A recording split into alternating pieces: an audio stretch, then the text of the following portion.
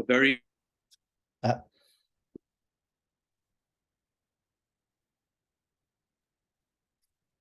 very warm welcome to all of you, the old dear friends here. And there are people from the audience, I hope, who will join in later on. We have a smallish number right now, but for the sake of time, we'll begin. I'll be jointly moderating this session with Nicola and Aleksandar. Aleksandar has very kindly agreed to do the technical side of it. And just to set the context, this is a session which is part of the event called Remembering Kunwar Narain that we organize every 2 years. So it was done in 2019 and then in 2021. We're doing it this year and hopefully for 2 more editions after this. The focus of this session is on how, as a translator, we experience the process of translation. How does it affect our own writing if you write, or vice versa, and what kind of issues come up, whether it's collaborative translation, or comparative translation, or whatever it is. And we are going to focus on recent translations of Kunwar Narain's work. There are people in the audience like Danuta who translated his work. I think your book came out in 2013, is that right, Danuta, or 14? And my own translation was 2008. Margus's translation came out in 2009. So we won't be focusing on those. We'll be focusing on translations that have happened either in the last 2 or 3 years or that are due to come out very soon, like Nicola's and the Bulgarian translators. There are other, I must mention some other translations that are also due to appear soon, but those people are not in the panel, but I will mention them. Alok Bhalla's translation of Kumarjeev into English is done and it's at the publishers. So hopefully within the year we'll get that. Annie Monto's translation of Kumarjeev into French is also almost done, I mean, from her side. So I guess it's a question of getting the right publisher and getting the book out. There's a Gujarati translation of the same work. I don't know why so many translations of Kumarjeev are happening. It's a very mysterious thing for me, but that is also out and that came out last year. Likewise, there's a Marathi translation which is underway. I learned just this morning that there's a new Marathi translation that appeared last year. There's a Malayalam translation that's underway. So several of these translations are happening, but we just felt that we'll invite a smallish panel so that people can delve in depth into their experience.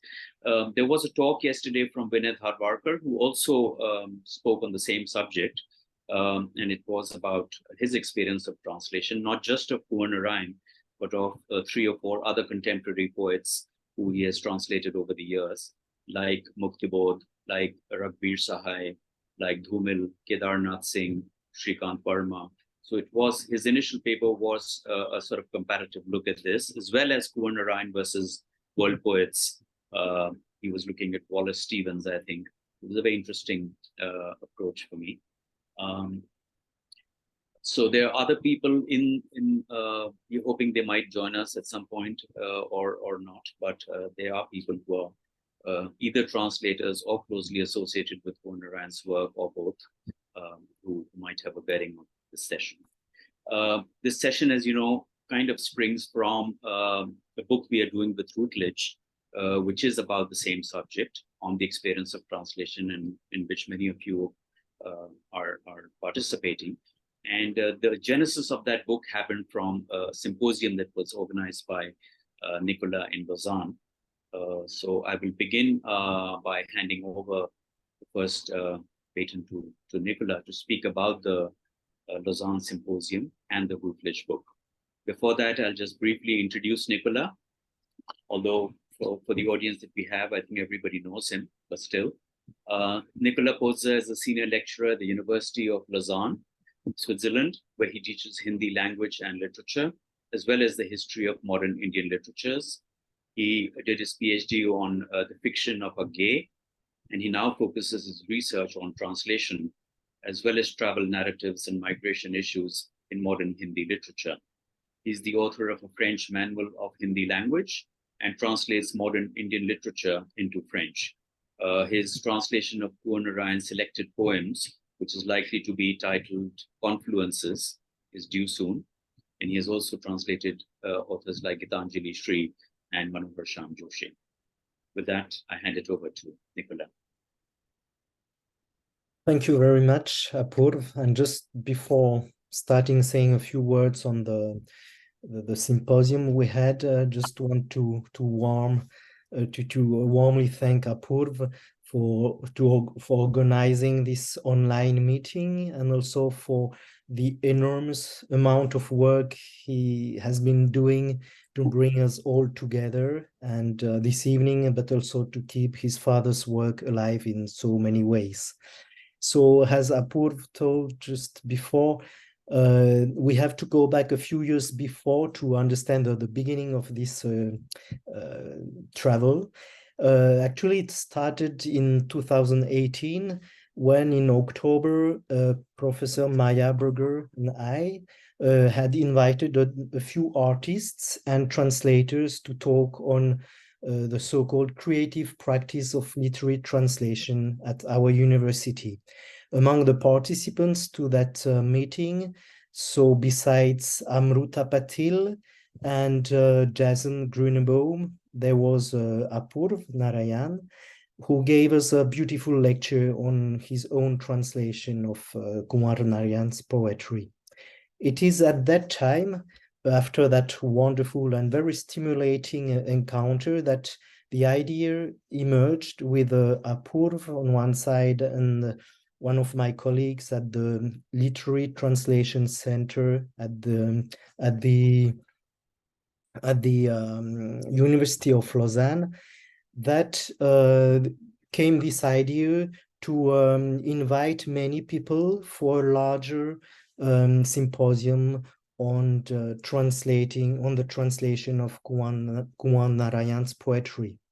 So we invited many researchers, artists, and translators and scholars to come to Lausanne.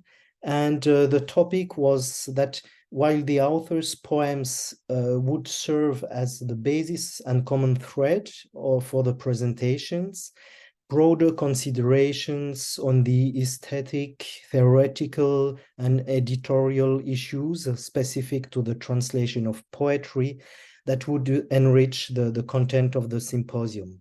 So beyond the scientific exchange of the speakers' contribution, the idea was also to give our Swiss local audience, our colleagues at the university, but people outside the university as well, so to give them an opportunity to hear the intimate poetry of the author, not only in Hindi, but also in the various languages of the speaker. So it was due to be in March 2021, but because of the pandemic, we had to postpone the symposium by a couple of months. And so it finally took place on 21st, 22nd October 2021 at the University of Lausanne.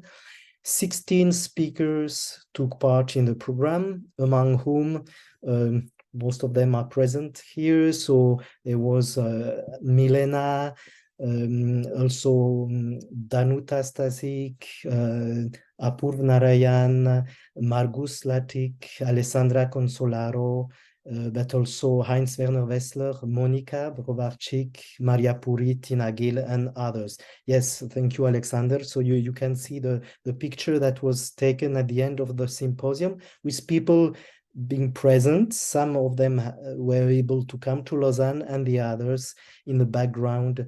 So it was a hybrid symposium.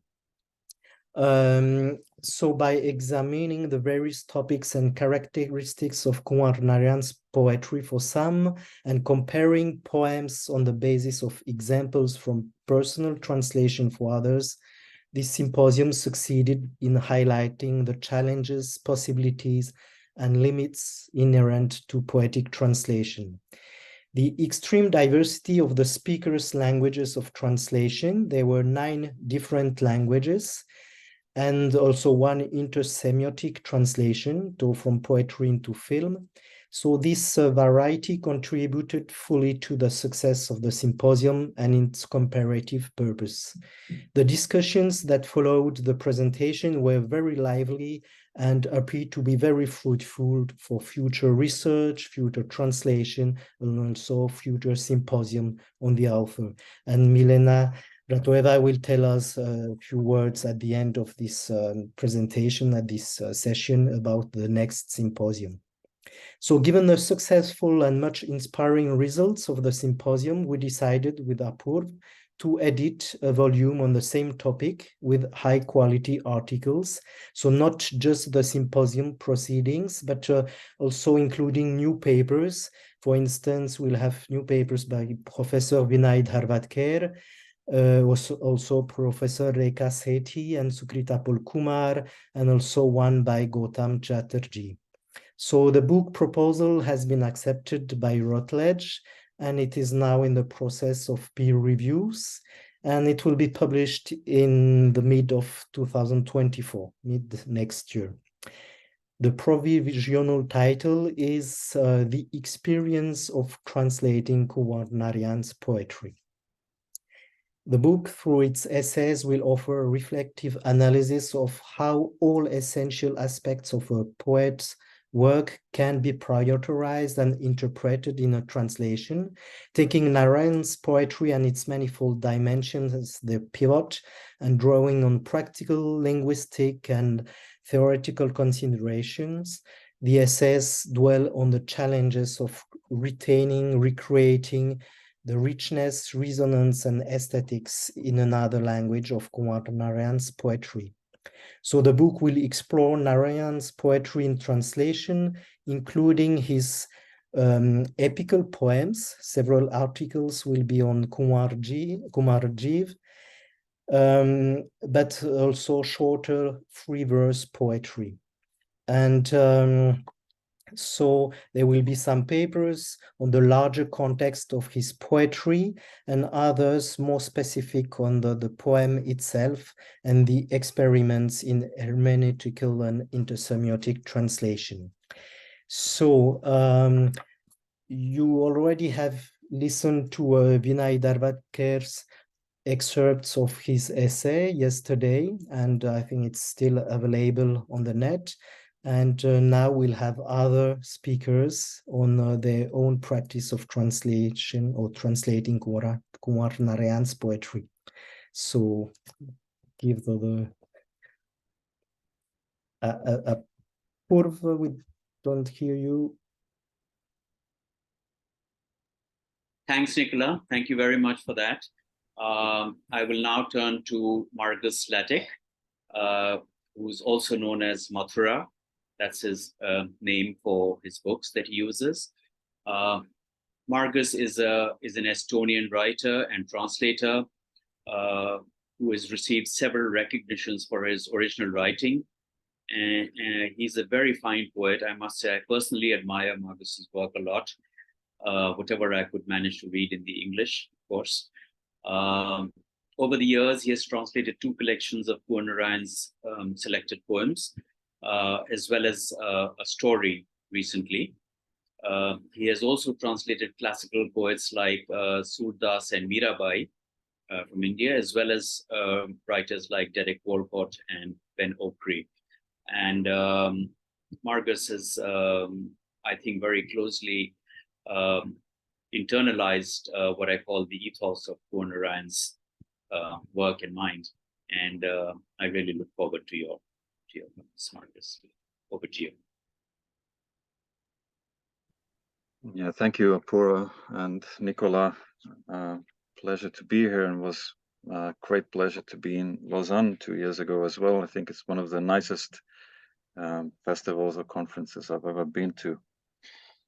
But yeah, I wanted to first briefly give a little overview what is there now in Estonian out of Kunwar Narain's poetry. So I first met Kunwar Narain in 2008 at a poetry festival in Chandigarh. I think it was, well, fortunately for me, but one of the few occasions that Kunwar Narain really stepped up to festival.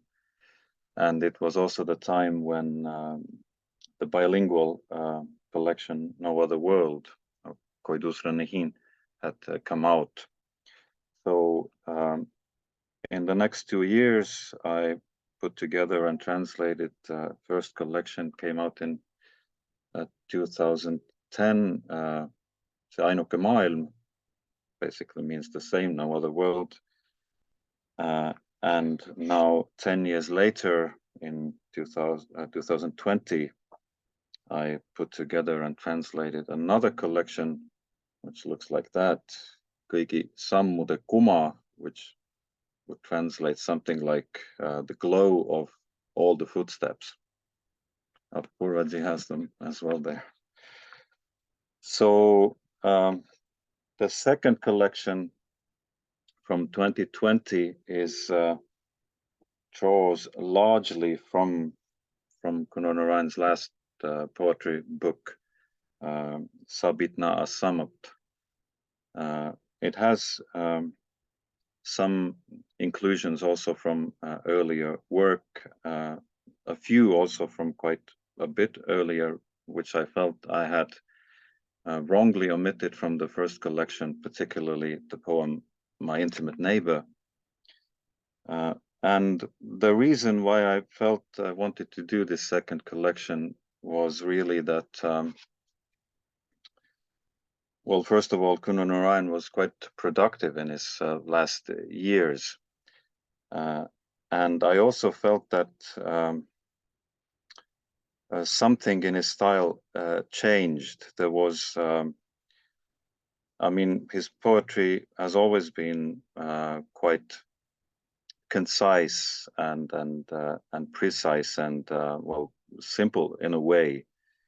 But I felt that in these later couple of collections, the poetry was even more, well, kind of toned down or more silent in a way. And I wanted to represent that as well in Estonian, particularly that by that time it was clear that this was the full volume or the end of his poetic output. And then this year I was approached by a publisher here who was putting together an anthology or collection of international novella or novellas from other parts of the world, and I quite instantly offered to translate one story by Kunwar Narain, which they gladly accepted. And the story that the book hasn't come out yet, but should come out inside this year. And the story I then translated was Janmati, or the public court. There were quite specific frameworks by the publisher here in terms of the length of the story and the kind of structure of it, which also determined which piece then to select. And in addition to that, I wanted to pick something which I would feel would be somehow representative of Kunwarji's prose writing.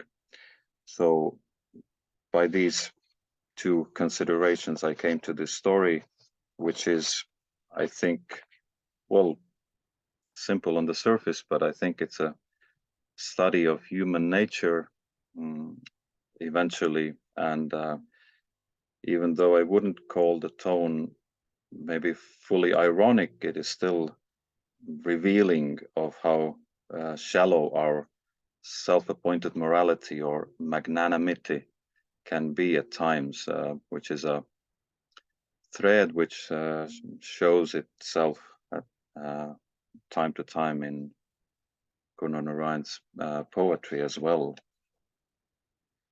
But what I wanted to mostly touch upon today is what has translating Kunwar Narain taught me as a writer myself. So I want to make 2 points, and I want to say this. I think there are two kinds of simplicity in literature. There is the simplicity of superficiality, of being on the surface, and there is the simplicity of getting rid of the superfluous. And Kunwar Narain's poetry speaks to me of the second kind of simplicity. Even though the poems are polished, they very often feel effortless, because I think everything excessive is gone. Narain's work is by no means minimalist, or perhaps only occasionally it is minimalist. But even if the poems are long and narrative, I feel they are worked down to their true core, so that their essence would be clear and distinct. And though it's just my guess, but this is what I feel that he was really striving for when, as I've heard, he was working a lot on refining the poems, that the essence would be clear and distinct. And this is a characteristic I actually find common both to his poetry and prose. If I would have to pick a unifying quality between the two, I think this would really be maybe the first one, because I see the same reflected in his prose writing. But secondly, Kunwar's work for me is also a writing of honesty. And I think today honesty in literature is often interpreted very differently and sometimes seen as a kind of quality of being very expressive, or even exhibitionist maybe at times, of revealing something of oneself or of some issue. Narain's honesty, which I believe to be the true honesty, is however of a different kind.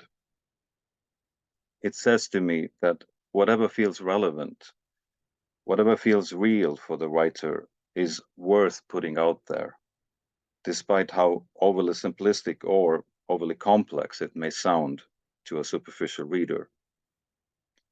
Honesty is being true to one's perception of life, and including that perception of one's fragility. And it is that which perhaps has inspired me most about Kunwar Narain's writing as a writer myself, that one should only be hesitant of being artificial. One need not be hesitant of anything else, not of being simple, unorthodox, contrary at the time, or maybe the opposite, a traditionalist, if that feels true to the writer. Because I think in some ways, Kunwar Narain was really both. He was unorthodox. He was open to exploring different forms and shaping his poems sometimes in very novel ways. But at the same time, we could also say he was a traditionalist in the sense that he was very rooted in his own language, almost stubbornly rooted in his own language and culture. So I have to say that even though I have done these two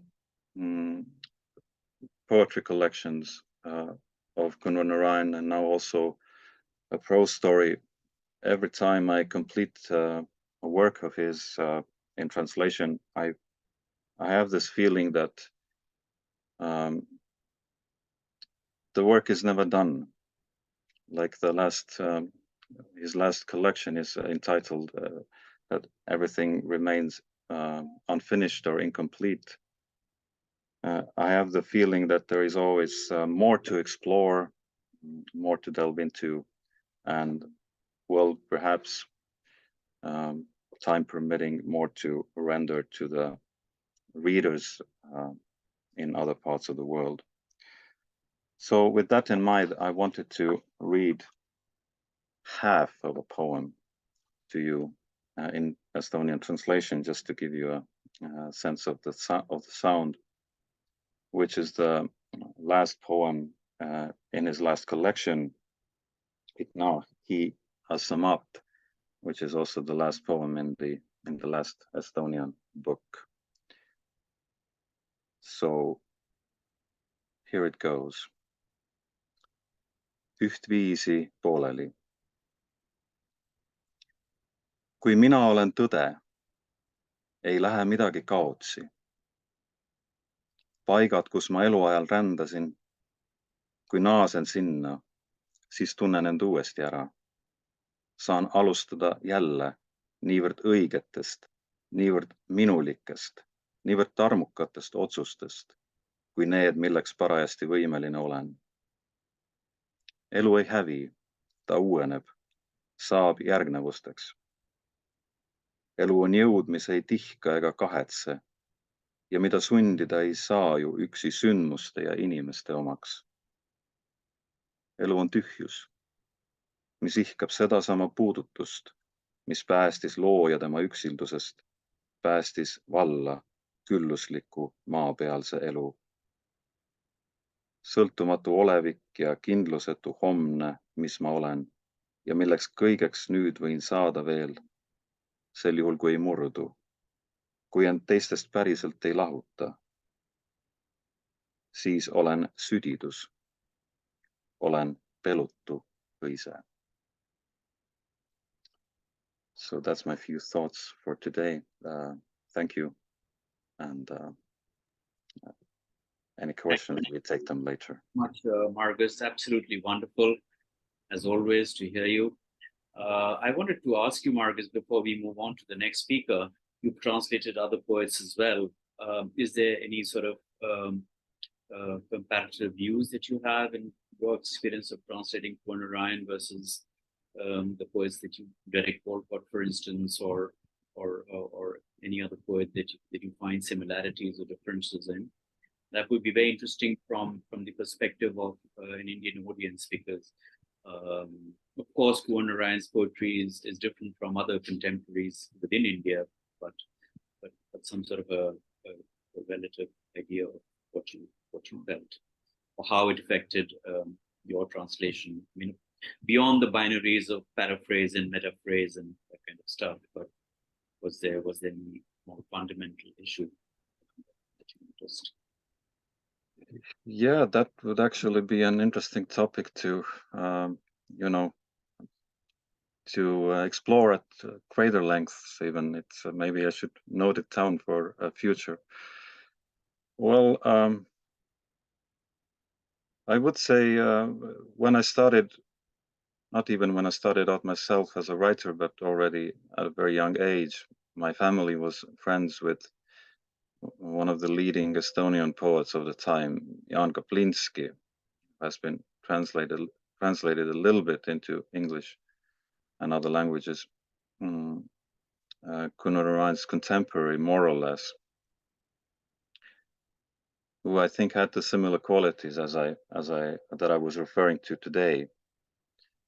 But still, I would say there was something very fresh when I came to Kunwar Narain's poetry, which really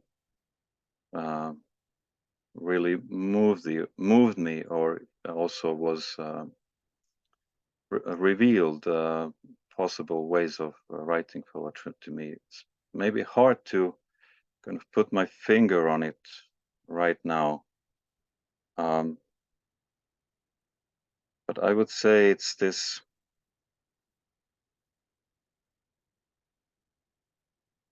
I think his poetry is oftentimes, it feels as a natural way of speaking. It's as if he's just, telling you something or conveying you something as what's the word? Kind of as immediately as he is able. Yeah, so I think it's still this clarity, I think, in his work still makes it, for me, somewhat unique. If you compare it to I mean, I've learned a lot from Derek Walcott and these authors, but I think their poetry is still more kind of meta structured or something like this. Yeah, thank you. Lovely. Thank you so much, Margus.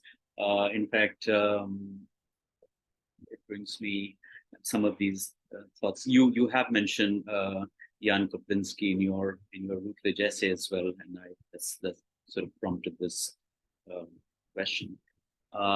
Now, before I turn to the next speaker, I'll just mention briefly that my own translations of Kunwar Narain's work, newer poems of his, came out in 2021, and called Witnesses of Remembrance, that many of you have seen. And I would echo many of the ideas that Margus just mentioned. I think I experienced those things as well in his newer poetry compared to his earlier poetry. For instance, the sort of poems that Vinay Bharwarkar was talking about yesterday, poems from Chakravyu. They are significantly different from his newer work in the sense that all the complexity is pretty overt over there, whereas in his later work, it is embedded in layers under what's a simple surface. Also, you briefly mentioned prose versus poetry, Margus, and my sense of translating his stories versus his poems has been that I very often find him problematizing a situation in his stories. He kind of puts a very intriguing dilemma in front of us in his stories that have sometimes, for instance, to do with the intersubjective realities that we have created and trapped ourselves in. And he tries to resolve some of these problems in his poems, which obviously don't get resolved in the poems, because poetry by nature is an ode to the unknown. And I have increasingly like to think of his poems as a communion with the unknown, so to say. And I quote Wittgenstein in one of the poems where the ultimate resolution happens in the realm of the unknown, not in the realm of this world. And I increasingly get this feeling in his later work that he's leaving a lot of things unsaid. As you mentioned, Margus, silence kind of comes across very strongly. I won't talk about this book. As I said, there was a session in 2021 with Priya Sarukai Chhabria, Shoikat Majumdar, a poet from Cyprus, Stefanos Stephanidis, Anjali Purohit, and John Water, my co-translator on the stories. So we had a full session on this book. And now this book is going to come out under a new publisher, Penguin, in January 2024. So we will again get a chance to talk on it. So I will skip talking on it now. I will now turn to our Bulgarian friends, to Milena, Aleksandar, and Proletina. Let me just introduce them very briefly. Dr. Milena Bratoeva is a senior professor of Indian literature, Sanskrit, and Hindi at Sofia University in Bulgaria. She lectures on Vedic literature and culture, contemporary Hindi literature, contemporary Indian culture between tradition and modernity at Sofia University in various programs over there. I must also mention that Professor Milena has achieved the formidable task of translating the Upanishads into Bulgarian. And I'm very intrigued how this bears upon works like Atmajay and Vajrashava of Kunwar Narain as well, because that's what they're based on. Aleksandar Bogdanov is an Indologist and academic and with academic and professional interests in the fields of modern Hindi and Sanskrit literature, cultural anthropology, and the visual arts. He teaches Hindi, Urdu, and translation at the Indology department at Sofia University. I think he is currently in Denmark, if I'm not mistaken, but he's based in Bulgaria. Proletina Robova is an Indologist with academic interests in religious studies and cultural anthropology.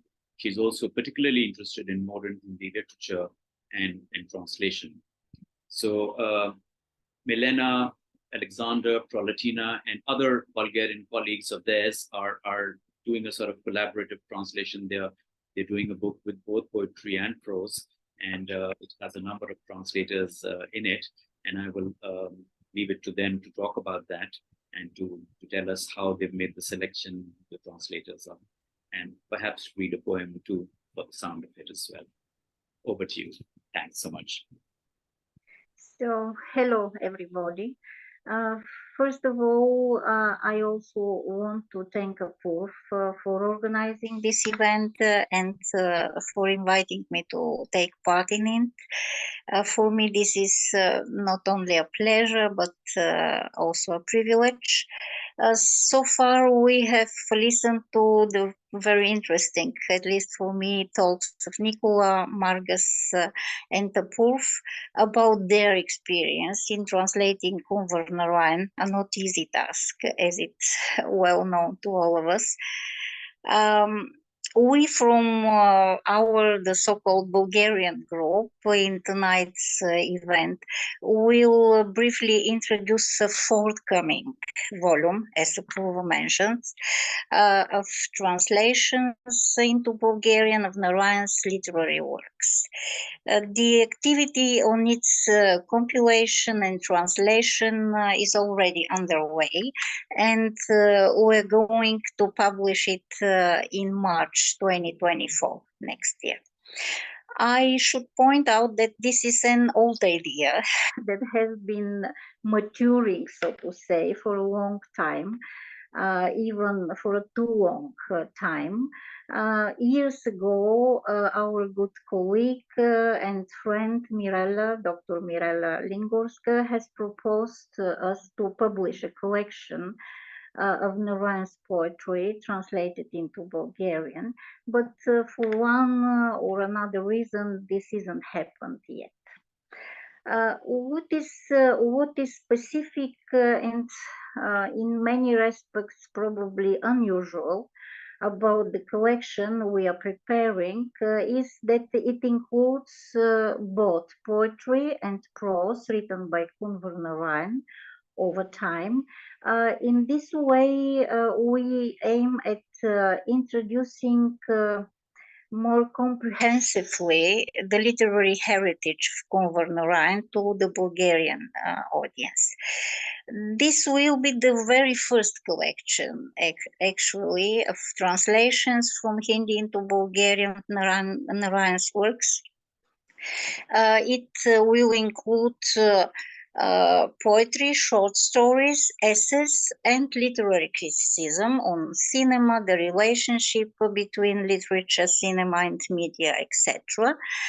And in this way, we hope and believe that the Bulgarian experts, available literature, as well the Bulgarian literary critics, and the audience will have the opportunity to get to know, even if only a small part of the creative world of Kunwar Narain. This probably one of the most significant representatives of contemporary Hindi literature.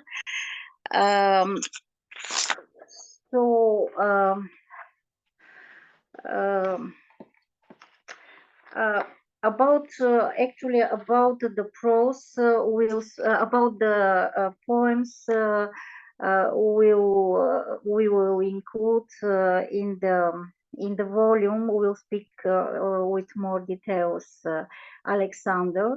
I want to mention that one other peculiarity of this translation is that it will be done not by a single author, by a single translator, but by a team that includes fellow Indologists, 11 people in total, who have, I could say, a long experience in translating from Hindi into Bulgarian. And some of them have already rendered into Bulgarian some poems of Narain. For example, one of the translators, her name is Nadezhda Rozova, is a well-known translator from Hindi and English of Indian literature. She has translated from Hindi short stories of Kableshwar, Nirmal Verma, Rajendra Yadav, poems of Jyotsna Milan, and of others. She is also among the well-known translators from English of Indian literature. She presented to the Bulgarian readers novels, for example, of Jhumpal Lahiri, Arundhati Roy, of Salman Rushdie also, and of other contemporary Indian writers. Nadezhda has translated and published some poems of Kunwar Narain also, and they will be included in the forthcoming coming collection. These are Ekajib Din, Josota Hai, Kamre Mein Dhup. She will translate another poems also to be included in the collection.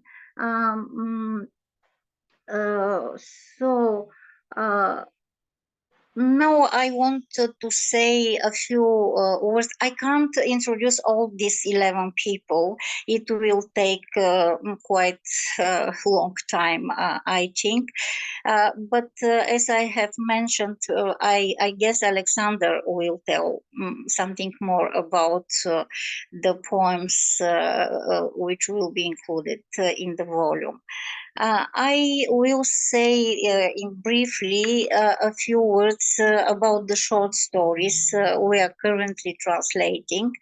A part of them are from the collection Becen Patonka Chorus, published in 2018. My colleague Vanya Gancheva is currently working on the translation of short stories Alak Alak Shakalom Me and Sambhav Nain. She has already translated Simarek Hang, published in 2008, into Bulgarian, and this translation will be also included in the volume we are preparing. From the same collection, Becen Patonka Chorus, I have translated roughly the short stories Mona Lisa Ki Diary, Kuchame Huantsang, Bhavisha Ke Valmiki Se Patnika Prativat.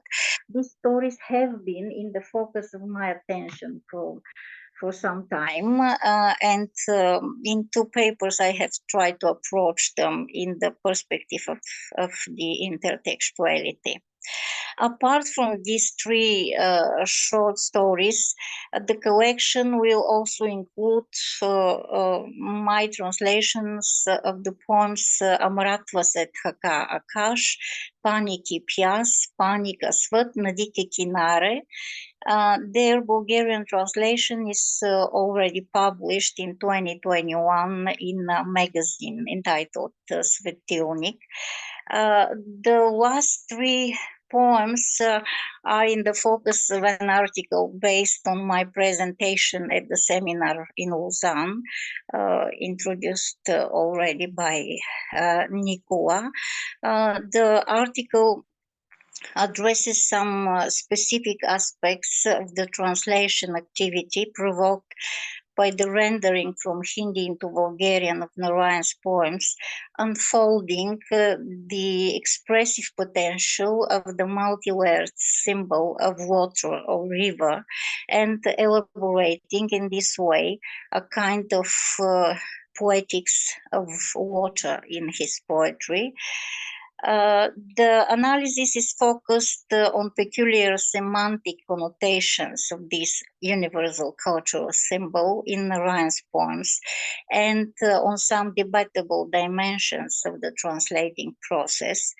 The study combines the pragmatic and the linguistic approaches to the translation of Narain's poems, and introduces briefly the usage of such translational strategies as foreignizing, domestication, balance between fidelity and freedom, etc. So I don't know if I should do this or not, but I wanted to share one of the challenges concerning the rendering into Bulgarian of the poem Paniki Pias. By the way, the image of this, the thirsty water, is one of the most favorite of mine. This challenge was related to a seemingly small detail, one of the challenges, namely the grammatical gender of the two of the main nouns in the poem, water and earth. The noun in Hindi, pani, is masculine, as it is well known to us, and the nouns dharti, prithvi, denoting earth, femina. The metaphor, waters longing to merge with the earth, is built basically by the means of this masculine-feminine correlation. The Bulgarian word voda, water, is femina, and it was a big challenge really for me, because obviously the original allusion becomes untranslatable in our way, at least for me. And lost in the translation is also the peculiar sound symbolism of the original title, Pani Kipias, further developed in the first stanza, in which the 5 words beginning with the sound pa are used. Dhartime praveš karti pani kipias, pana chahtigis bihraigo vo pahunch se durdhi. This phonetic peculiarity of the first stanza is only partially preserved in the Bulgarian translation, in my Bulgarian translation, and I will read this first, this stanza in Bulgarian. В земята проникна жаждата на водата, онези дълбини, които да постигне пожела, непостижими бяха. А оттам отново, щом се надигна, в небе се превърна, шанса сега пропиля. Порите на пръста лека по лека поглъщаха. I lost my... Sorry. Една прозрачна лекота просмукала се през няколко пласта. In this way, I'm concluding my brief and incomplete presentation of our project. I hope Aleksandar will touch more interesting aspects of this task. And so concluding, I want to thank you for the attention.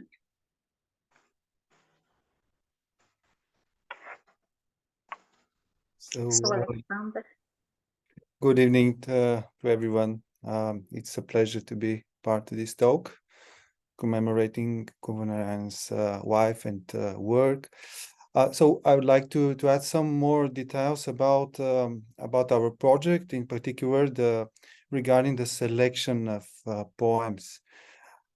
One of the challenges we encountered at this early stage we're in arose from the nature of our project, as Milena just said, to include several translators translating the work of one author. And as we all know, each translator has a distinct approach to the source text, their own interpretation, and particular way with the target language as well. And that motivates us to make the translation decisions we do, to negotiate our own course between these two limits of fidelity and transparency. And apart from that, as Milena mentioned, we had to take into account that some of us had already worked on a number of poems by Kunwar Narain.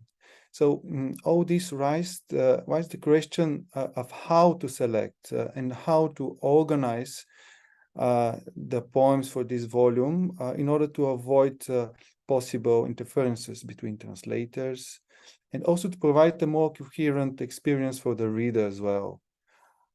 So one way to deal with this challenge was our decision to give a certain freedom to each translator, so they could make their own selections by choosing several poems sharing a common theme, a similar sentiment and idea, which express an aspect of Kunwar Narain's creativity. And at this moment, everyone on the team is still in this process of deciding on their selections. For example, I have made two such selections. The first one has the working title Atashi Shishe Ki Tereh, as through a smoked glass.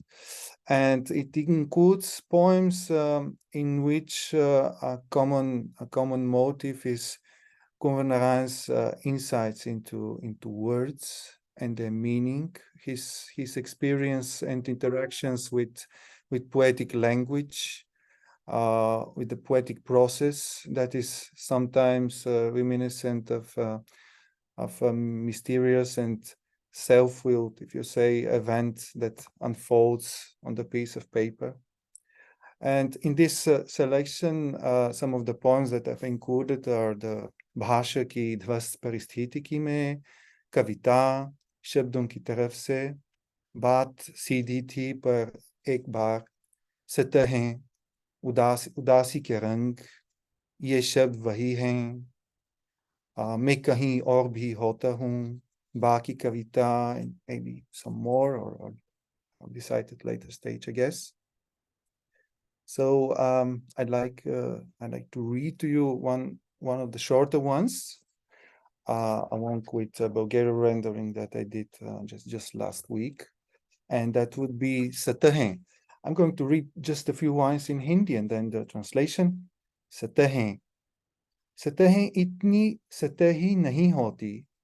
ना वजह है इतनी वजह ही, ना स्पष्ट इतना स्पष्ट ही कि सतह को मान लिया जाए कागज और हाथ को कहा जाए हाथ ही. Part of the poem, and then the translation in Bulgarian. Повърхности. Повърхностите не са така повърхностни. Причините толкова причинни. Нито ясното е така ясно, че да приемем всяка повърхност за лист хартия и ръката да бъде наречена просто ръка.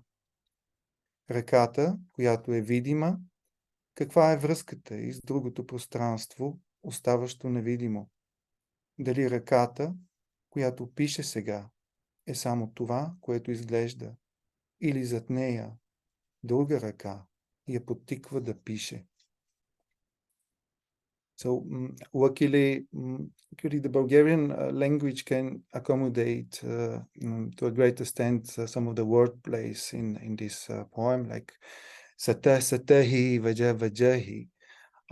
But one of the particular challenges I faced myself when translating these and other poems of Kunwar Narain's works has maybe it touches upon some of the things that Margus said. Particularly it's very hard to find a way to retain the abstract form and the peculiar rhythm of some simplicity and lightness of the original. For example, in this poem, and sometimes these are expressed in Hindi through various repetitions of words or phrases, for example, but held together by a very sparing syntax, and attempting to render this simplicity into Bulgarian, but while trying to preserve the form as well, often leads to kind of the opposite effect, a bit of circumstantial and rather detailed translation, or with a certain heaviness of the phrase as well. So being mindful of these traps of language interferences is one of the challenges when translating from Hindi into Bulgarian. And I have selected some other poems. This selection has a working title, Divaren na home. In Bulgarian would be besteni, or like unconfined in English, maybe. It includes poems that reveal a sense of openness, of connectedness with nature, with trees in particular, with the other, and with oneself. So some of the titles are Meri Ghanisht Parosi, Mera Ghanisht Parosi, Ek Hara Jungle, Apna Ye Dusrapan, Ana Kintu Istera, Achalaga, Pir Ek Per, Divaren, maybe some other as well. And if I have to sum up the current stage of our project, is that at the moment we're in this pre-translation experience. When you get immersed in the text, you empathize with the images, you relive the poems again and again, which I think is a quite necessary process before attempting the translation. And that's what I'd like to share about my part in this project. Now over to Proletina Robova. So she would share a few words about her own selection of Kunwar Narain's poems. Thank you. Once again, hi to everybody. It's been a real pleasure listening to you. Even though my academic interests are focused in another field, I find translation a fascinating experience. It's like a journey through the mind of the author and at the same time through your own inner world, or perhaps finding that mysterious place where the two can meet. What I find in Kunwar Narain's poems is a sense of solitary passage through the world, one in which the voice of the self appears detached from the body and in a way embodied by the environment, the animals, the trees, as if the inanimate nature comes to life and becomes a reflection of the inner world of the author. The poems I've selected are permeated by a sense of otherness of the self and also of the outside world. Unnoticeably, they merge into each other, replacing the sense of otherness with familiarity, acquaintance. As expressed in the poem Navme Nadia, the author is a boat, a river, a darkness. Who is immersed in what remains an open question. Yet the voice of the author somehow stays vivid, feeling and seeing its way through existence. The title of my selected poems by Kunwar Narain is Muthibhar Andhera. It will be rendered in Bulgarian Shepatama or Shepatamina. This is an excerpt from his poem Ek Chitra Dopot. I think one can sense Muthibhar Andhera in many of Kunwar Narain's poems. His darkness, however, is not a morbid one, but rather the one we find when we confront our inner world, unguarded, without resistance. It is both peaceful and dreadful. As he himself asks, Patanahi ujalahe andheri ki udar ya koi dusra andhera. It seems that in his intimate inner journey, there is not necessarily a light at the end of the tunnel. The journey is filled with familiar or stranger shadows, with friendly or hostile apparitions. And yet, ironically, it seems that, at least it seems to me, that his darkest poems evoke a particular perception of light that emanates from suffering and knowledge. In a way, in his poems, darkness and light are nothing but shadows that flow into each other. So this has been at least my experience with Kunwar Narain's poems, particularly the ones that I have selected. It will be a pleasure to translate and to attempt to preserve this peculiar feeling they evoke into Bulgarian. What I like about the idea of choosing our own selections of poems is that each of us gets to pick a line of thought that unfolds like a story through many different poems, uncovering patterns in the very experience of the author. At the same time, the selection of poems sheds some light into the translator's, into his own inner world, into their pattern of thought, which throughout the translation process remains behind the scene, in a way invisible.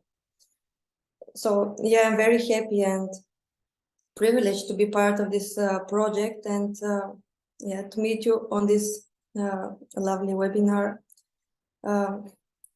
Thank you for listening, and perhaps now I'm going to give the word to Professor Milena Bratoeva, who maybe would like to add something more.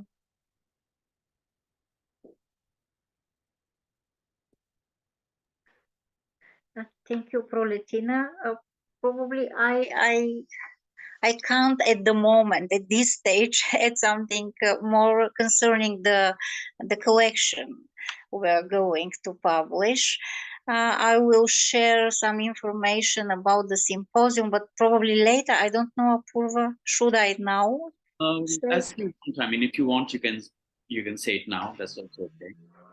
Okay, because it is only a brief information.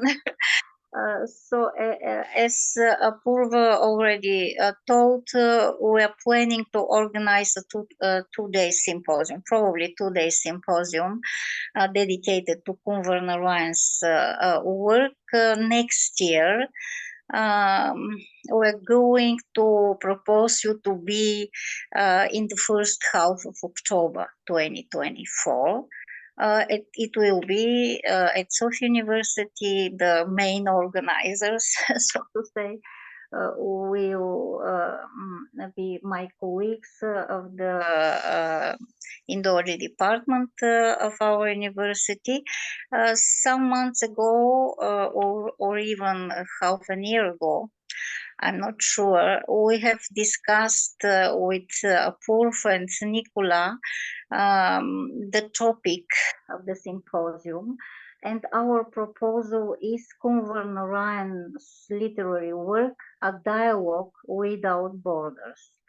Our idea is to invite scholars, translators, PhD students who are doing research on Narain's poetry or short stories or essays to take part in it and to share their interpretations, conclusions, ideas concerning different aspects of the literary heritage of Kunwar Narain, about the role he has played in the development of modern Hindi literature, the reception of his literary work in and outside India, etc. And it will be a pleasure for all of us to welcome you in Sofia next year. We will send soon a detailed information about this upcoming event, and really hope to join it. So thank you. Thank you, Milena. Thank you, Aleksandar. Thank you, Proletina. Just two very small anecdotes about the poems you read, Aleksandar, and the topic that you spoke on, Proletina, about darkness and light. So this poem, Sateh, was very often in my father's recitation when people in his Lucknow house used to ask him to recite a poem. He somehow often recited this poem, and I have memories of it as a small child, him reciting this poem. And Proletina, this poem, Nav Mein Nadia, was in the last 21 event rendered into dance, which was a very novel sort of experiment by a very renowned Kathak dancer here, Aditi Mangal Das. And she, it was like again, an interesting translation of this poem, but she mentioned several of these ideas that you talked about. And I can quite relate to them, because this whole play of darkness and light, sound and silence, this is this is very much integral to this poetry. With that, I'm going to turn to Nicola as the last speaker, official speaker on the French translations. I must add that French meant a lot to Kunwar Narain because it was one language that he knew and learned as a university student. And at that time, he, with his French teacher, translated some French symbolist poets into Hindi. Poets like Mallarmé and Paul Valéry, and even some bit of Baudelaire, with his teacher called André Lévy. So it's a very special language in a sense for him. Of course, he never saw a French translation in his lifetime. He did see Polish translations, Italian translations, Estonian translations, English translations, but not French translations. So in that sense, it's quite special. Nicola, I'll hand it over to you. And if you want to briefly say anything about Annie's translation of the Margiv as well, you're free to do that. Otherwise, you're welcome. Thank you, Apurva. Yes, I do hope that there will be very soon a French translation of his poetry. Actually, so the book Apurva mentioned, wait, sorry, but okay, cannot see. The title is Confluence, Poèmes Choisis, or Confluences, Selected Poems. And it's quite interesting because it resonates with Aleksandar's title, Divare Nahon.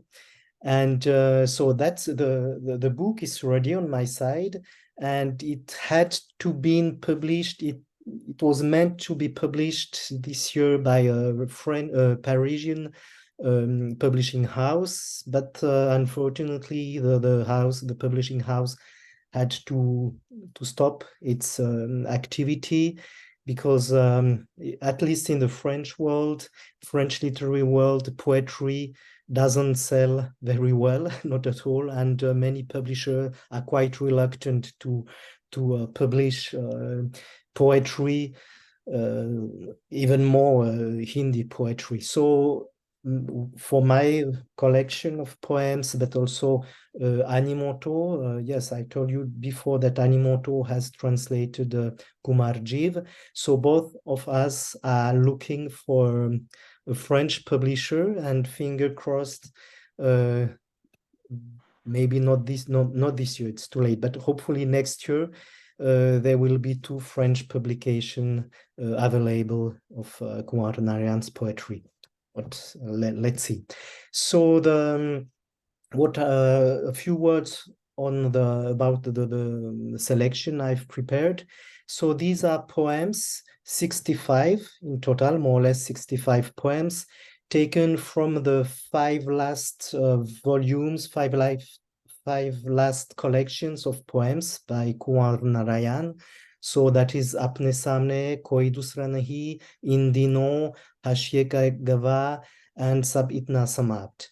The selection thus spans the last 4 decades of his work and provides, I would say, a substantial illustration of his later poetry and many of the themes Kunwar Narain explored over the years. So these poems are grouped in the book by themes, 6 topics, 6 themes in total, and so that reader can immerse themselves in a theme developed in several poems before moving on another. Through my personal selection, I sought to highlight some of the poet's major themes whose humanist values easily transcend the borders of India, and who I think will resonate with the current concerns of French-speaking readers. For instance, environmental issues or human relations, humanism, of course, history and its conflicts. So these poems proposed for this book have never been before published in French. The anthology begins with a section called Rencontres avec l'Histoire, Encounters with History, and includes famous poems like Guernica or Ayodhya, Uniso Banve. The next section is called La nature, cet intime voisin, nature, that intimate neighbor. And you can guess from the title that it plays with the boundaries that we usually draw between nature and culture, human and the natural world, but which boundaries that are I would say blurred in the Kunwar Narain's poetry. And so this section explores the poet's ecological sensibility, ecological in the full sense of the term, not just the political meaning. And of course, one of the main poem is Meraghanisht Parosi. This intimate connection to the environment is naturally extended to the human sphere, and in all its complexity and contradictions. And that's part of the third section called Si près de moi, so close to me, wait, so the link to the poem Mere itne pas. So in that collection, relationship is very important. It's at the heart of this section, and relation to the other as well. The next one, poems of the next section called Si loin, si proche, so far, so near, also play with the conventional boundaries, inviting us to take a journey that is as much internal as psychological as external and spatial. So the very essence of travel here is to blur the lines, to deconstruct certainties, to mix up several levels of reality. And you have poems like Ghar Pahunchna in that section. The fifth one takes again this subtle space between worlds, between life and death, that the poems, and the poems in these sections, section which is entitled Aux limites de la vie, at the limits of life. So in this section, the boundaries, once again, are drawn between one world and another, and are shown as porous, fluctuating, never definitive. We have a poem like Antim Parichedme, which is part of this section. And the last one, it's a section called À la fin où reste la poésie, remains the poetry, with a poem like Baki Kavita. And of course, if there is one field that do place across boundaries and cultures, illuminating them with its lightning flashness, it is poetry. So while preparing and translating all these poems, one of my main questions was the usual thing that how many footnotes on endnotes, cultural endnotes should I add in order that the French readership understand everything in the poems or not? And that's part of the research I've done for the volume we are editing with Apurva and I. So I'll say a few words on this specific topic of cultural references. So the question is how to deal with the differences in knowledge about these, so knowledge about these cultural references, this difference between the Hindi-speaking readerships or the source readership and the readership of the translation. It is on this topic that I'm going to say now a few words. To take the appropriate option while translating a text is not only a question of deciding what is foreign or a priori unknown to the reader, but also of looking at the part of foreignness introduced by the author of the so-called source text.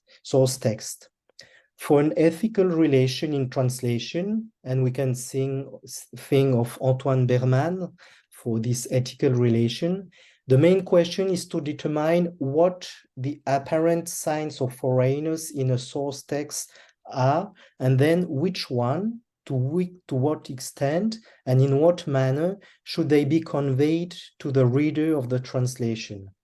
In broad outline, one can divide the different signs of foreigners at play in a text, in every text, and its translation into three categories. So the first one is the cultural components that are, strictly speaking, foreign to the source culture or are uncommon to it and to the readers of the original text. The second category is the linguistic, stylistic, and cultural elements that are introduced by the author to destabilize his or her reader and create in him or her a feeling of foreignness, or I would say unfamiliarity. And the third category, in it, the cultural and linguistic components that are part of the source culture, but which are probably unknown to most readers of the translation. Hence, to what extent and in what form should the translator deal with these signs of foreignness without endangering the poetic dimension of the poems? From this perspective, translation is not an explication or clarification of another context, then it wouldn't be poetry, but it's a space that continues the representation of a plural world initiated in the poems to be translated. So while doing this, the translation must consider the contextual differences distinguishing the two worlds of production of the respective text. Translation can be seen, and now I quote a small quotation by Susan Basnet in her paper, Translation, Gender and Otherness. So translation can be seen as a new radical space of intercultural negotiation, ultimately forming a metaphor for contemporary world transactions. Kunwar Narayan's poems offer a textual basis for putting to test such issues and exploring what this means in terms of translation strategy. So I'll just take two small examples from the last category, the category of poems that are grounded in a specifically Indian context. And the first one, maybe one of the most famous poem is Ayodhya, 1992, in French, Ayodhya, 1992. So the content of this poem is quite specific to the Indian context, even though it can be extrapolated to other contexts, of course. But the title, explicitly stating the context, will be very clear to the Indian readership. No need to explain anything. However, unless the French-speaking reader has some historical and literary knowledge of India, he will almost certainly not connect this poem or the title of this poem to the destruction in 1992 of the Babri Masjid in Ayodhya, or to Gandhi's reputed last words, Hare Ram, Hey Ram, or to the Sanskrit epic attributed to Valmiki. So we have Valmiki's name at the end of the poem, but not the name Ramayana. So therefore, given the clarity of the title and the several cultural components present in the poem, an endnote might be useful in this case. If, however, the solution doesn't lie in the endnotes only. If you have 1,000 of endnotes, it's no more poetry, it's not interesting. So it always depends on the kind of information that is present in the poem. Some proper names, for instance, can be kept as they are, and others need a small addition in the text itself. I'll give a small example of this addition in the text. So, for instance, Rama's name, at the beginning, it's quite clear. I think French people know Rama, who is Rama, at least more or less. But on the other hand, I'm not sure the French-speaking reader we can expect from him that he can associate the 10 heads and 20 arms with Ravana, and to know who Vibhishana is. So in this case, I felt that the addition of the word demon, before 10 heads and 20 arms, 10 têtes et 20 bras, was not superfluous. Similarly, the addition of son frère, his brother, before Vibhishana would avoid any confusion. So I just read a few stanza, not the whole poem, but just 3 stanza. Also, I didn't forget the rhymes, which are present in the poem as well. So I try to combine information and also the sounds of the poem. So it reads like this in French. Ô âme, la vie est une réalité amère, et toi, un poème épique. Il n'est pas en ton pouvoir de vaincre l'aveuglement d'un démon, non pas à 10 têtes et 20 bras, mais aux millions de têtes, aux millions de bras. Et qui sait maintenant quel camp soutient son frère, Vibhishana. Ayodhya n'est plus l'Ayodhya que tu as connu, c'est le Lanka des soldats. Le Manas n'est plus celui de tes actions, c'est le Ramdam des élections. Ô Ram, qu'en est-il de cette époque? Que reste-t-il de ton âge d'argent? Que reste-t-il de ton honneur divin? Et qu'en est-il de cet âge des dirigeants?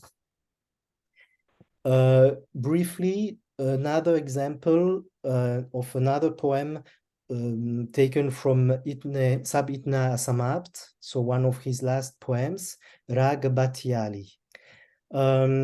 So the poem Rag Batiali mentions bowls music and uses mostly terms of Sanskrit origin in relation to literary and artistic notions from Hindu philosophy. So the prevailing feeling when you read this poem is that it has a strong cultural and linguistic connotation, like Ayodhya we have seen before. However, the feeling is attenuated by the content of the poem, which evokes, thanks to the nature of the raga described and the philosophy of the bowls, a will to go beyond cultural boundaries and the limit of this world.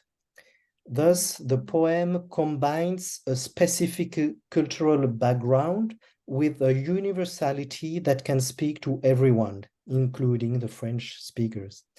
The translation should try, therefore, to preserve on the one hand the cultural references of the poem, for instance, by keeping bowl and rag batiali terms, but also, on the other hand, keep a successful translation will awaken in the reader's mind a feeling of being able to participate in this universal experience, thus avoiding any term that might be perceived by its reader as too foreign, to use Venuti's terminology, or too culturally grounded. And I'll just read this short poem, and I've tried once again to keep the sonority, the sounds and the poetry of this short poem. Il est dans la musique des bowls un raga nommé Batiali. La note finale reste en suspens, ondulant dans l'atmosphère comme l'écho d'une vie épanouie qui s'évanouit dans l'infini. Elle ne retient pas les autres notes, qui la laissent à la fin, elle aussi sans lien. À l'image d'un dernier soupir, elle donne l'impression d'une étrange libération. And this is the last poem of my collection. Just a short paragraph to conclude. Kunwar Narain offers the bare minimum in terms of explaining the cultural context or background of his poems. Most important for him, according to his textual strategy, is to go beyond antagonistic positions and value dialogues between poet and reader, encounters between cultures, and a space outside where the universal prevails over particularities. So I try to find a way to convey the reader, to bring him into this in-between space, which opens to new worlds and to new words as well. Thank you. Thank you so much, Nicola. This is a very interesting paper, I think, and it's a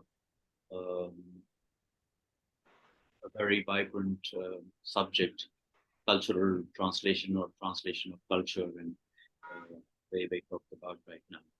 So thank you for that. Do we have time to play Alessandra's video now, or you can? I mean, it's. Yeah, I think it's important but Let's do that. Alessandra has largely drawn from her essay in the Routledge book again. But we'll just see what she has to say and then have an audience interaction. Hello, everybody. I'm Alessandra Consolaro, and today I'm going to talk about my experience in translating Kunwar Narain's poem Kumarjiu. First of all, I want to thank Apurva Narain for inviting me to join this program, and I also thank all participants, apologizing for not being able to join in presence due to my academic engagements. Following a feminist critique methodology, I will start positioning myself with regard to the poem Kumarjiu that I translated into Italian. I started working on this translation after my first and only meeting with Kunwar Narain in 2015. I knew some of his writing from my student career, and I had created a mental image of this eminent poem surrounded by an aura of mystery and aloofness. Instead, I was really struck by the vitality of this elderly man who entertained me with erudite discussions on literature, but was also happy to discuss Italian wine. It was on that occasion that I was introduced to his latest poem, Kumarjiu, that was being published in those days. Carried by Kunwarji's words, I traveled from South Asia to China, following the footsteps of the great man who had translated Sanskrit Buddhist texts into Chinese. Narain explained his fascination with the unique character of the Buddhist monk, scholar and translator, making references also to his own experiences as a modern cosmopolitan man who had traveled in different cultures and places. For various reasons, the translation project had to be postponed, and I could get back to it only a couple of years after Narain's demise. In early 2020, while revising my translation, the corona pandemic forced a change in social and communal living, as had previously happened only as a result of wars, revolutions, or the establishment of dictatorships and totalitarianisms. The peculiar existential condition during the first lockdown made me a captive in my own house, while the outside world was prey of a turmoil that was constantly discussed with the metaphor of war. The lines of the poem resounded as an inspiring prompt to reflect on my own life and my lifestyle. Confronted with the life and philosophy of Kumarjiu, who spent a long time in captivity of a Chinese warlord meditating upon the meaning of life, I perceived more deeply the philosophical and existential issues of the poem. I could better understand its relation to Kunwarji's previous works, his musings on human condition, death, and life. Another aspect that makes Kumarjiu a wonderful intellectual challenge for a translator is its focus on scholarly work and transcultural creativity. This takes me to the second more full event that struck me regarding a contemporary scholar and translator linked to Kumarjiu, and this is Stefano Zacchetti, who died of COVID-19 at the age of 52, and he was one of the most distinguished scholars and teachers in the field of Buddhist studies and had extensively studied Kumarjiu's translations. For him, as for Kumarji, the worlds of translation and exegesis are intertwined, and they are a lively knowledge-making process, so he can be considered a contemporary Kumarji.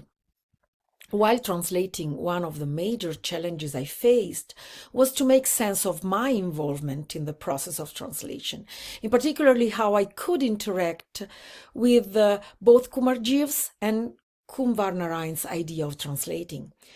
In fact, translating a poem written by a poet and translator about a scholar and translator triggers a dialogue among all actors. Authoritative voices in the fields of history, Buddhist studies, and Chinese culture consider Kumarji as one of the foremost translators in the history of humanity. But even if I have so far referred to him as the translator, this is by no means a way of investing him with an individual authorial responsibility. We have to bear in mind that Chinese Buddhist translations were the result of teamwork. Therefore, it is impossible to ascribe a particular feature of a given translation to a particular individual member of the team. And we should not understand Kumarji as the great man, an individual singularly in charge of a translation project. Yet, Kunwar Narain's character of Kumarjiv is pretty much constructed as an individual whose translating activity is the result of a personal choice. So Kumarjiv has become the icon of the great translator, and all biographical sources celebrate the stylistic refinement of the Chinese versions attributed to Kumarjiv that have traditionally been praised for their literary quality. Kunwar Narain too describes Kumarjiv's efforts in translation, focusing on the stylistic aspects and strengths, sweetness, echoes, reverberations, melody of the language. The effort to find the right word is not only inspired by philological precision, but it is aimed at making each translated word and sentence sound as good poetry in the target language. The translations should have both the greatness of the original text and the quality of poetry. Kunwar Narain had once stated that translation for me means not merely changing the linguistic dress of the poem, but reaching that innermost part of it that makes it poetry. So for Kunwar Narain, poetry was also an alternative to philosophy, and this makes translation even more complicated. For Kunwar Narain, there seems to exist two kinds of translation. Something that could be labeled as mere translation, that has no literary value, and this limits its ability to convey the full meaning of the original text, as it cannot transpose both the denotative and connotative aspects of the source text. And Kumarjiv's translation is contraposed to it.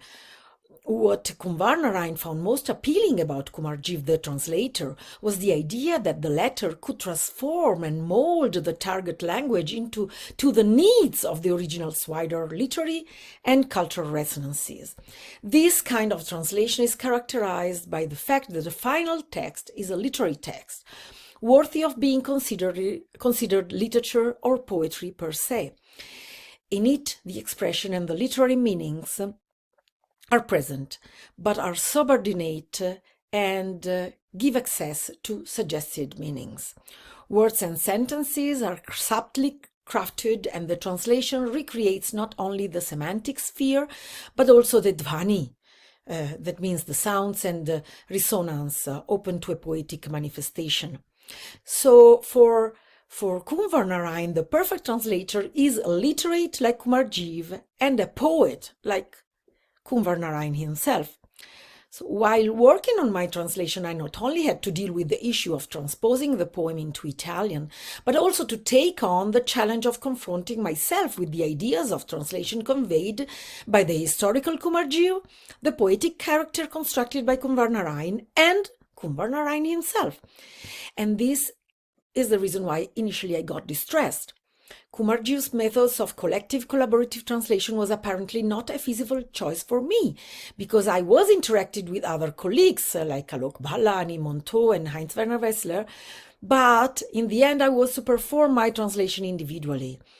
Nevertheless, my training in feminist and queer theory makes me theorize the notion of subjectivity as relationality with a profound subversion of dominant ways of thinking about the translation subject. In the light of the concluding verses of the poem, I can see a relational paradigm where the translation is not a fixed intermediary between the traditional binaries of source text culture and target text culture, but become an active connective point in a dynamic web evolving from time to time. I see my role as a translation in the creation of a negotiated dynamic text, over which I may have only provisional authority, aiming at a sustainable vision of language and culture.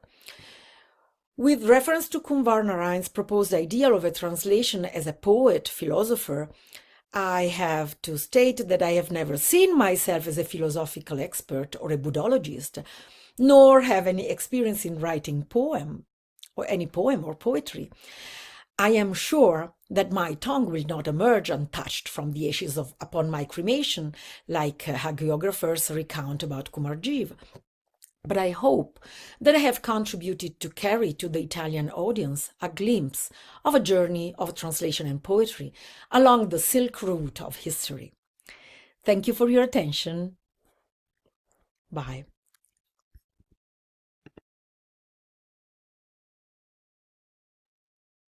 I must show you this book of Alessandra, which has just come out.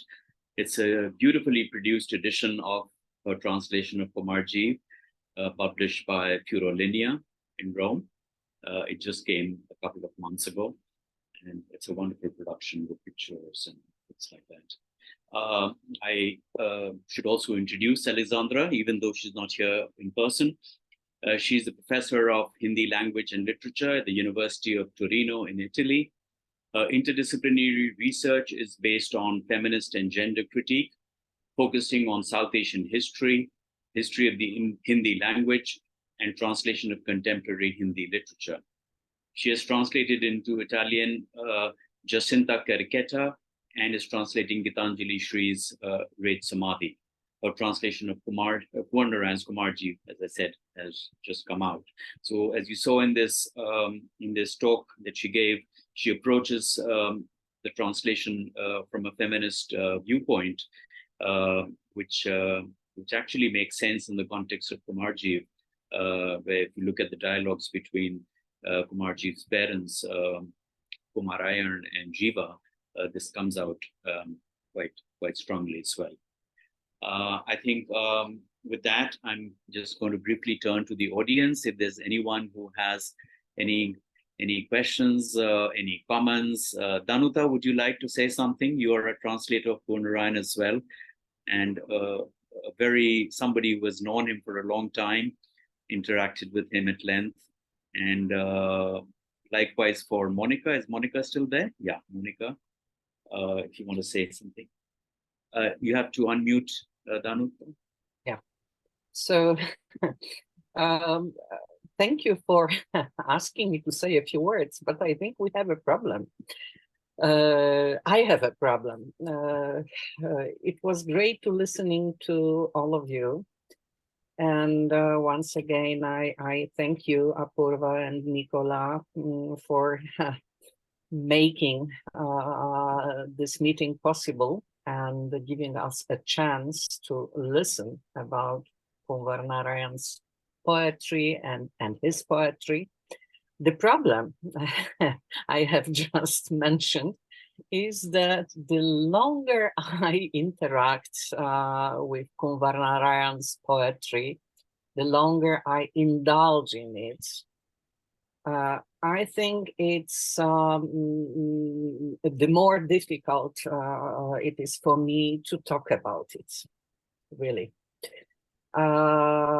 So it is a challenge for me as a scholar because we are just rather, maybe meant not to talk but to write, and I prefer to experience it, to live it and to live through it, as Margus very nicely put forward what he has learned from Kunwar Narain's poetry. So, and living through it means, of course, interpreting, translating. So I think that the only solution to overcome this problem is that it's high time to get to work on the next either collection or a poem, a long poem. There is no way out of it, and this is something I wanted to share with you. It may sound silly somewhat, it may sound strange, but this is true. This is true. The longer the interaction is, the longer embedded you are in it, and it becomes a kind of a natural, as Kunwar Narain's language in his later poetry. I mean, becoming simpler and simpler and simpler, not simplistic, simpler, natural. So what to talk about it? Yes. Why? Very wonderful. Sorry. So this is a challenge for me as a scholar. So And of course, I will continue. You know, this is a kind of a disclaimer. I mean, expressing my disability, but of course, the reality is different. I am a live fan of Kunwar Narayan's poetry. And thank you so much for giving me again an opportunity of living through it from different angles of your experiences. Thank you very much. Thank you so much, Danuta. I quite agree with that. And I think several of us are saying the same thing in different ways. Margus mentioned it in another context, and I feel the same way, that very often the more you get into his work and into different works, they seem to, for me at least, they seem to relate to each other in some ways. And it becomes a problem sometimes as a translator to express what I have seen in one work in another work, because I know that the first work is talking about something which is also completing in the second work or third work or fifth work. And so I've kind of thought about the idea of paradigms, that he's constructing some paradigms in his work which run across poems and across prose, and that needs to be translated at some level as well, if you're translating poem to full justice to it. But it's not that easy, it's not always possible. So very wonderful thoughts there. Monica, would you want to add something? Or Monica is also known Narain for a long time. I can see Jyoti Bachani. She's one of the most wonderful readers I could have hoped for. She's in the US, and she reads translations of Russian poems to her groups there, and what an ideal reader would be for me. Tina Gill is there. Tina has turned Narain's poems into cinema, 3 poems so far. So that's her paper is also there as part of the Routledge book. What do you call intersemiotic translation? Any and Rekha is there. Her papers in the. I think, sorry, I think Monica wants to speak, but she cannot unmute. Well, maybe now I can. Okay. Yeah. Well, first of all, I would like to thank everyone, and I would like to really express my gratitude for sharing your very thoughtful reflections on Kunwar's poetry and also on translation. And as a reflection, I just wanted to say that while listening to you, I realized how important it is to be involved with the text as a translator to a point of becoming the most tender reader of the given text, in particular of poetry. And it was a pleasure also and a great treat to listen to all those translations in different languages, because you can really get a sense that a poem becomes a different thing. It's like a living person that lives a different life in this respective languages that we had the pleasure of listening to. And there's also one question that I wanted to ask, not maybe only to all the speakers, but also to all of us who are gathered here. So when I was listening to Margus and then to our wonderful colleagues from Bulgaria, Milena, Aleksandar, and Proletina, and then to Nicola, I realized that maybe there are 2 different approaches to doing a translation, which are kind of very visible in this project, it seems to me, but maybe I'm wrong. So my reading is that you, like for instance, Margus, decided to go with a selection of poems that were important to him personally, that were speaking to him as a poet, as a creative writer. Whereas in case of the Bulgarian colleagues and Nicola, I think it was more, you know, this idea of a thematic selection. And I think to an extent that will also go for Danuta's volume and Apurva's volume, that you somehow also want to present a kind of representative selection of author's work, because you fully realize that the author is important in for the Hindi language, but also you want to present him as an author, a very important voice for the global community of literature lovers. So that's my reflection. That's what I was thinking about while I was listening to you. And again, congratulations to all of you for the seminar today. Thank you. Thank you, Monica. Would anyone want to take that question? Any of you?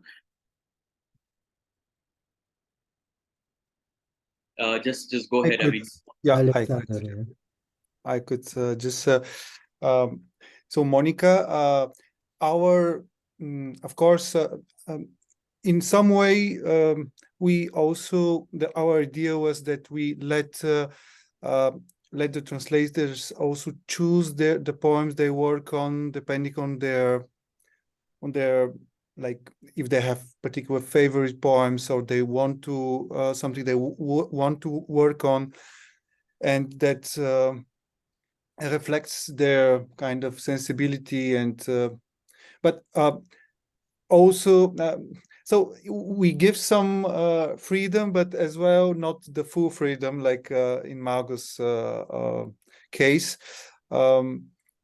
So it's not, our collection is not on it's not based only on themes. And if you see, of course, we are in this early stage and we don't have all the selections, but they're not so like, for example, trees or some very obvious or thematic approach that you could take out from by reading the poem. So in a way, it's something in between. On one hand, these would be poems that translators liked and selected, and they wanted to translate, or they already translated. But we needed also to get this inner frame that these poems, the selected 5 or no, maybe 9, 10 poems in one selection, would also be in some way connected or speak with each other within this frame. So this, we hope that this will work out well. So this is the approach for now, at least. anyone else? Yeah, Margus?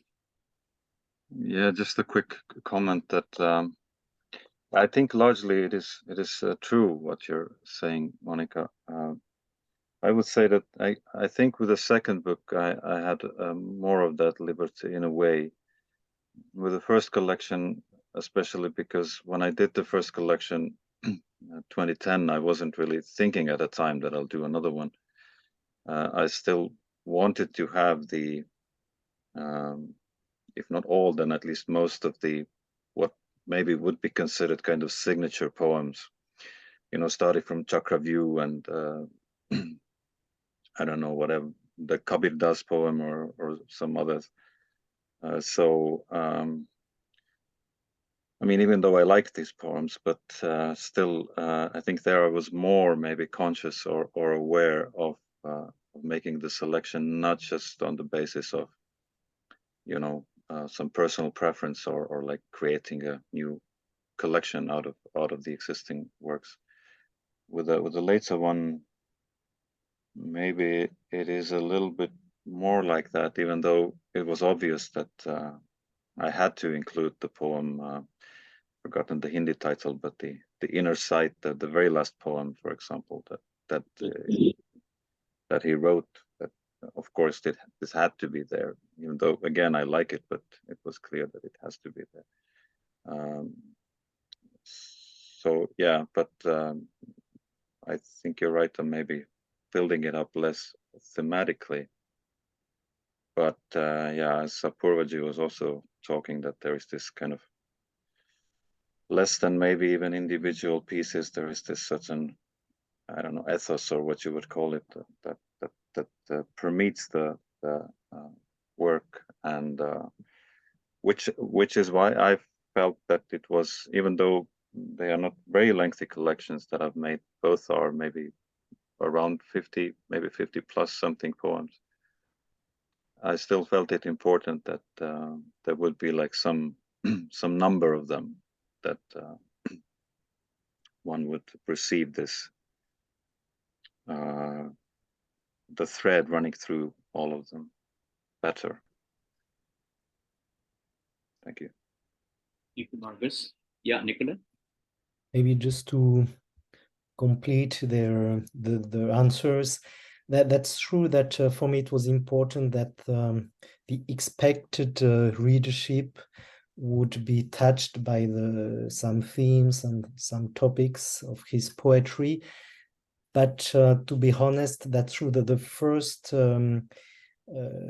argument, first criteria was my own reading. I remember that while reading all the poems, also from Chakraview and other, so there were poems that I would immediately be touched by, either because of the rhythm or the sounds of the words or the content, and there were other poems much more enigmatic, or which I felt very too strongly culturally marked, almost impossible to translate, at least at my stage for the first book, to the French readership. And I remember in 2018, so years ago, we sat with Apurva, we sat a long afternoon going through all the poems, and I would tell him, okay, this one I want to translate, this maybe not. And from time to time, Apurva would tell me, yes, but this poem is very important, you know, in the, or it's very emblematic of Kunwar Narain's poetry. But so some of them I added them to my collection, to the collection. Others I felt maybe for the next book. So, but I'm really happy also to have, so thanks, Monica, for your question. And I'm really happy to have listened to Danuta's remark, and that's true. Once the book, the collection of essay will be published, then I think it will be time to dive once again into a translation and do a translation. The most fascinating work job. Danuta, anything you want to say, or you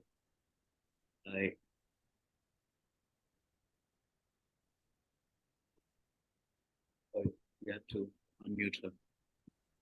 Yeah. No, just Nicola very beautifully summed up what I was willing to say. A poem to be translated by me has to speak to me. If it does not speak to me, of course, I may use it, writing an article, a paper, or whatever, or when I lecture. But otherwise, I mean, for the translation, I mean, for the process of translation, I need this engagement, personal engagement. Maybe not as the most decisive, but it has to be there. I think I would agree with that. Unless a poem, and I think I could possibly generalize for most people that unless a poem speaks to you, you can't do a good translation of it. It has to first speak to you. And in my own translations, I guess what's happened is that I've never kind of done it as a project, except for putting the last book together in the last 1 year before its publication. It just happened, and the poems just got translated over a period of 10 years or so for each collection, for No Other World and for Witnesses of Remembrance. And obviously only those poems got translated which really spoke to me, which really affected me, and which I could internalize and then translate. Once that's done, then you sort out your translations into maybe themes and other practical considerations, where you feel the translation is not good, where you want to revise it, with certain other practical considerations. So it's in a way a kind of reverse process. You don't select, okay, I'm going to translate this and translate it irrespective of what it says to you, but you translate what speaks to you and then arrange it according to some criterion. But Any other questions or comments from the audience? Rekhaji, Tina, Jyoti, whatever, if you want to say something. Otherwise, I think we are already up with our time and we'll close the session. No? Okay. So thank you so much, everyone. I really, really appreciate it. We didn't have much of an audience in terms of numbers, but I think the quality was superb. And I really appreciate your time and your engagement with this whole thing. Thank you so much once again. And hope we can do this in the future, as many of you have said, and I totally agree. The real pleasure. I mean, we've got into this academic writing about the translations stuff, but beyond that, I think the real pleasure is to translate, is to write, and hopefully we'll get back to that, and we'll have a chance to discuss that as well again. Thank you so much, everyone, once again. And all the best to you, Apurva, and to Rekhaji also, because tomorrow will be the big day also for this. Tomorrow, Rekhaji is doing the whole thing. She's moderating the whole session. You have to unmute her. Yeah. Wait. Okay. I really want to thank everybody. Actually, this was an amazing session, and particularly the examples that everybody gave and presented the work.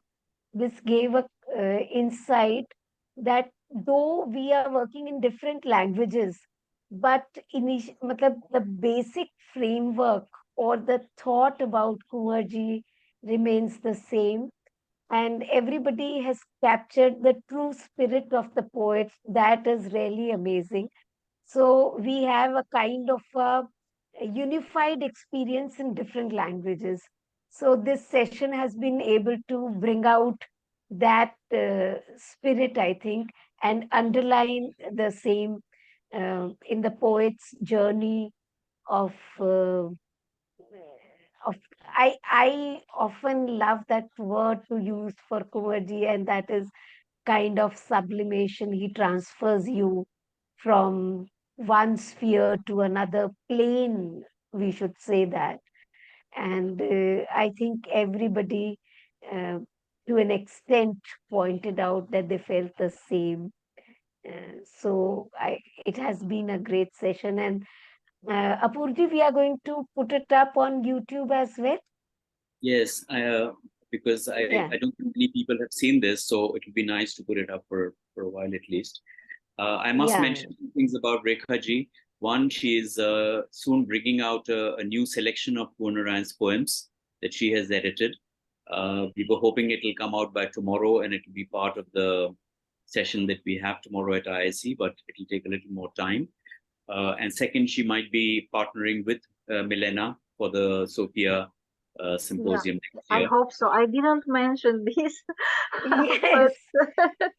Actually, I look forward to it, and we will start planning ahead so that I can contribute in a more constructive manner. And I'm also very pleased that some of the poems which were mentioned here that are being translated, they are also part of the anthology that I am editing. So, so I'm kind of reassured that those poems become the part of the wider acceptance of Kunwarji's poems. So I think this has been great. Actually, Nicola was mentioning many poems, and I thought, oh, this one is also there, and this one is also there. I'd also like to thank Rekhaji for helping me a lot with this whole program, as also Aishwarya, who's sitting next to me. She has been an absolutely vital component of the whole event. I couldn't have done it without her. And I have a friend Taru there, who's also invisible but there, and both of them have really, really contributed to the whole event. I couldn't have done it alone. Thank you, everyone, for that. Thank you. Thank you. Yeah, Jyoti, you want to say something? Successful session tomorrow to both of you. Yeah, I think Jyoti wants to say something. Thank you. Can you unmute Jyoti Bashani, please? Yeah. Thank you. I represent the reader here. I'm not a poet, but listening to all of you made me feel like I just met Kunwar Narain again, and his poems give me permission to do things that I don't find permission in the rest of the world to be a certain way. And that's why they've been a constant companion for a long time, because to me, I never had a chance to meet him or know anything about him other than through the poems. And the poems sort of grab the reader, and what Apurva said earlier about communion with the unknown, and I think Margus said about the clarity of thought, comes across that somebody who's not a literary person, doesn't have any literary training, also can grasp it and then just simply be. I run a small poetry group here in Silicon Valley, and we read poems aloud. And every time I've read Kunwar Narain's poem, it just grabs everybody else as well. So my request is just seeing and being part of this session made me feel that there is a whole community of people who read in one language, translate in another, but discuss it in English right here. And there's a connection possible, and there is a way of life that's quietly, silently being lived in Italy, in France, in Bulgaria, in India, in California. And that's been very, very hopeful to be part of this session and know that that's possible. And my request is that in addition to books and publication, to liberate the poems from the pages into the air, read them aloud, read them to children, read them to friends who come. And I'm literally owning that my friends have now been divided into people who will be glad that I'm reading them a poem and people who are afraid that I might read them a poem. And that's okay, because that changes the nature of conversations, and that gives others the permission as well to experience something that changes beyond language, beyond words, and beyond. It has a life of its own. So thank you so much for this session. Thank you for making it accessible. Really appreciate it, and all the best for tomorrow. Thank you, Jyoti. Thank you so much. As I said, Jyoti has been a real lover of poetry. Sitting in California, she's interacted with Kunwar Narain's poems in far more an intimate way than many others have. Thank you, Jyoti. Thank you for your comments. I would close here unless somebody else has anything to say. Aishwarya. Okay. Thank you so much, everyone. Being here today. Again, yeah, that's good. Thank you so much, everyone. Being here today and listening to all of you has been a very eye-opening session for me. I come from the very representative of a reader, and a fairly young and new one at that. Haven't read much of literature so far. Mostly came from academic writing and things that I was running out of my interests. But when Nicola sir talks about cultural context, or when Milena ma'am talks about representation in these particular languages, I feel that whatever things that we have been learning about words and writings and forms of writings, all through my school life, my college life, these things, they come together to flow in a really comprehensive blend now.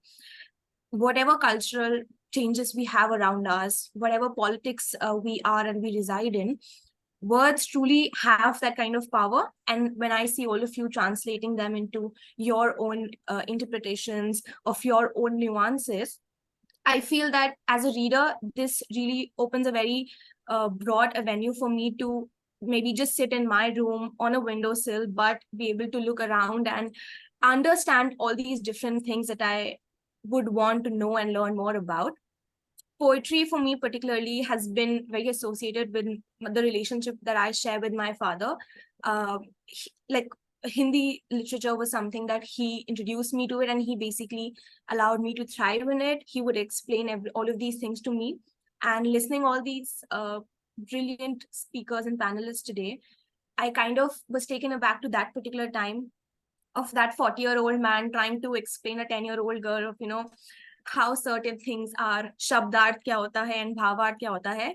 And now that I'm seeing brilliant 11 people play all those different shabdart and bhavart about the interpretations that you've done. So I hope if time and possibilities permit, we do meet each other and I'm able to learn more on those lines. And it truly has been a very insightful session hearing all of you today, as well as the passion that you are talking about it. Thank you, Aishwarya. Thanks a lot. And once again, I'd like to thank all the panelists, the people in the audience who were live panelists, actually, different from the panelists given this number. Thank you, everyone. Thanks a lot. And we'll see you soon again. Thank you. Thank you. Thank you to all of you.